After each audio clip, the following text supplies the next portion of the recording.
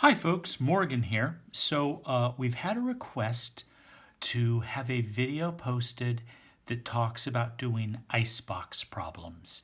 And since they are so essential to everything that we do in the equilibrium and acid-base unit, I thought it was a good idea to follow up with that, go back, revisit the idea. So we're in the lecture outline on equilibrium. We're on the very last page. And there is a 7-step method, so to speak. And these steps may not seem perfectly clear at first, but once we put the whole thing together, they'll make a lot of sense. So number one is to write the chemical equation for the equilibrium that we are looking at. Number two is to write an equilibrium constant expression.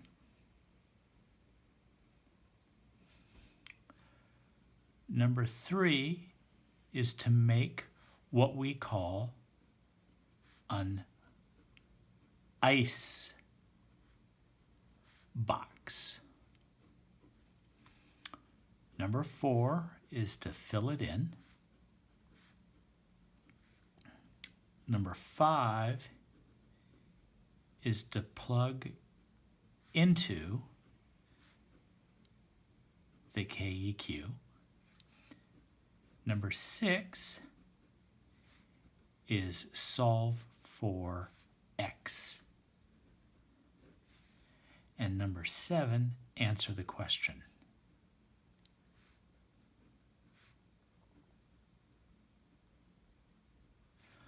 Okay, so those are the steps that we're going to be following for our next example.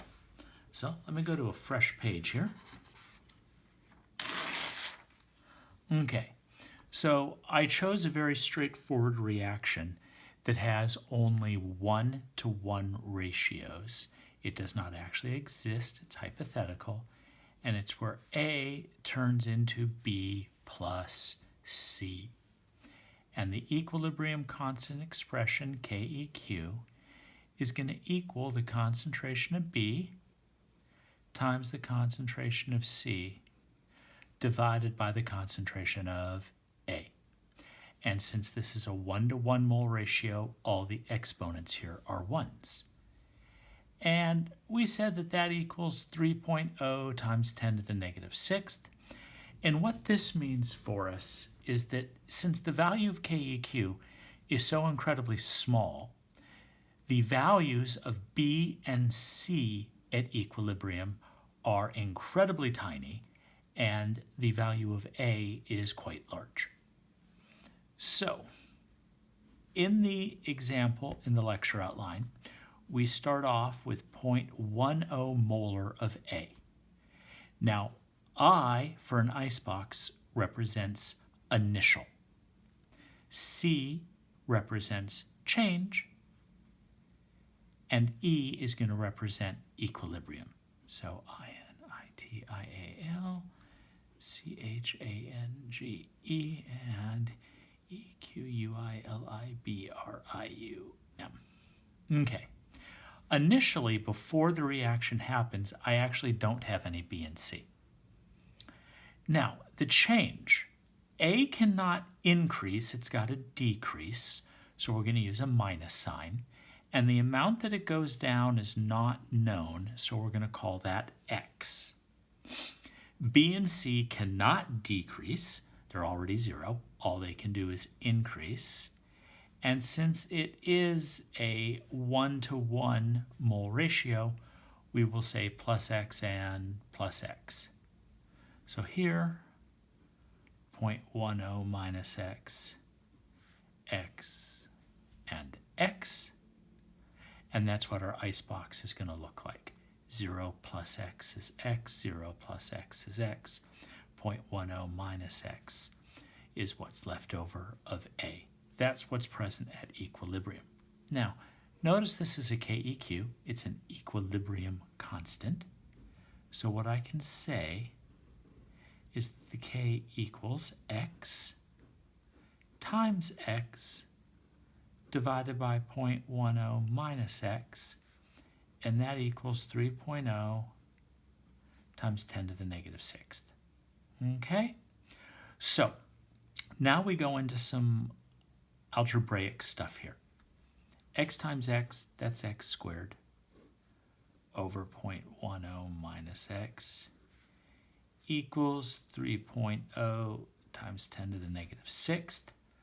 I can then say x squared equals 3.0 times 10 to the negative sixth multiplied by 0.10 minus x.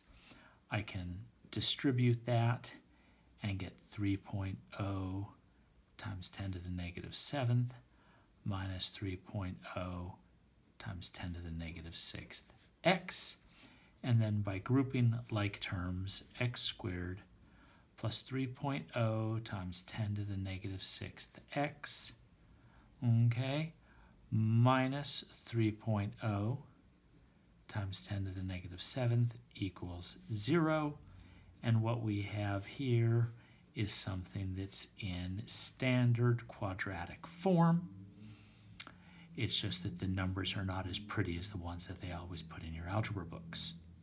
Okay, so in algebra, we did learn that negative b plus or minus b squared minus 4ac all divided by 2a will give us the two roots that are answers to this. And one of them is likely to be negative.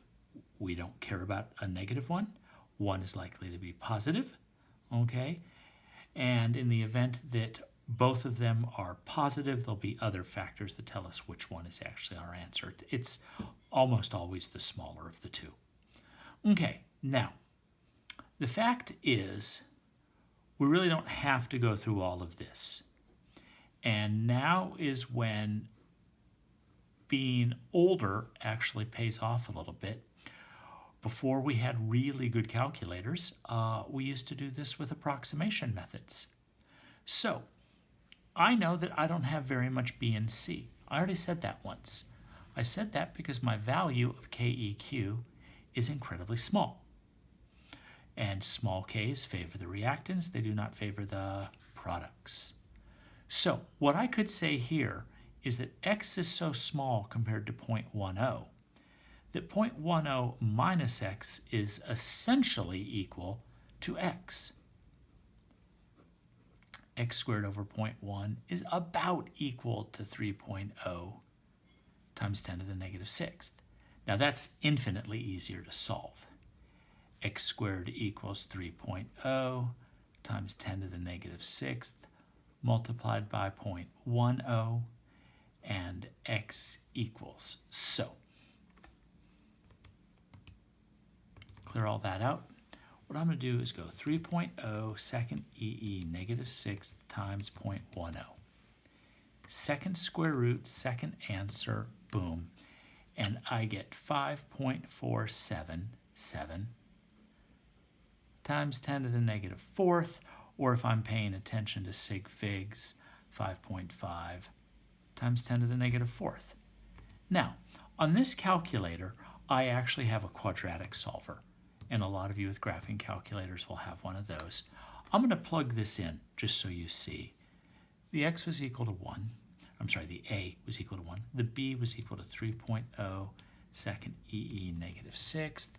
And c was negative 3.0 second EE negative seventh. And when I solve that, I'm getting a negative number and a positive number.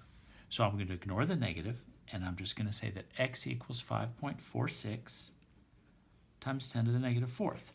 Although if I round that off to sig figs, that's 5.5 times 10 to the negative fourth. Hey, look at that. The approximation is highly accurate. It's only off by 0.01 when I'm multiplying by 10 to the negative fourth. So that's nothing for us to worry about whatsoever. Okay?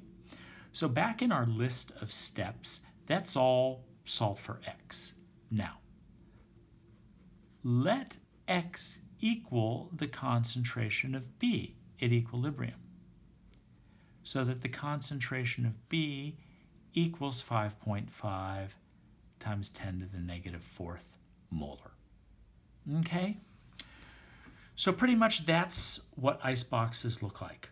Now, we are going to, for our purposes in a first-year chemistry class here, limit these to 1-to-1 ratios.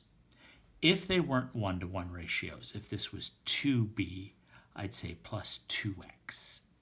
And if this was 2A, I'd say minus 2x to represent the proper stoichiometric ratios or the proper mole ratios. But I can tell you without a doubt that all of your testing in that for acids and bases will be 1-to-1 ratios.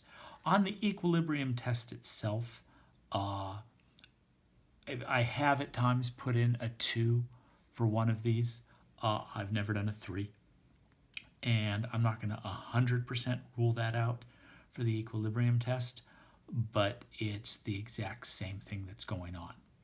So, on the equilibrium practice problems, which I gave you 10 questions, question number 6 has a 2 in the reaction, and I believe it's question number 8 will also have a 2 in there, which will complicate the algebra a little bit, but it's still just algebra, and if you apply everything that you know from your math class, you'll be able to work your way through these.